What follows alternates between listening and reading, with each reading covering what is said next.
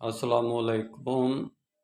ادیان باطلہ کی چونکہ کوئی بنیاد نہیں ہوتی، اس کو کلمہ طیبہ اور کلمہ خبیثیہ کی کمپیریزن کیا جاتا ہے۔ کلمہ خبیثیہ کی کوئی جڑ نہیں ہوتی، پانی کے اوپر ہی پڑا ہوتا ہے، جدھر کو ہوا کر تیز ہو ادھر کو چلا جاتا ہے۔ تو کلمہ طیبہ کی جڑیں زمین میں ہیں اور شاخیں آسمان تک ہیں۔ یہ تو ہے ایک بنیاد کی بات۔ جب ہم ایک بنیاد کو یعنی کہ سچی بنیاد کو چھوڑیں گے، اسلام والے سچی بنیاد کو کیونکہ اسلام ایک سچا دین ہے، تو وہ ہر اپنے فیکلٹی میں ناکام ہو جائیں گے، ہر شعبے میں ناکام ہو جائیں گے۔ وہ جھوٹ موٹ جس طرح مرضی ماڈریٹ ہو کر رجیم چینج میں شامل ہونے کی کوشش بھی کریں گے تو ناکام ہو جائیں گے، پہچانے جائیں گے کہ یہ کیا کر رہے ہیں۔ تو اس لیے میرے بھائی، یا تو دین پر چلنا سیکھو یا پھر دین کا نام نہ لو، اس کو چھوڑ دو اسلام کو۔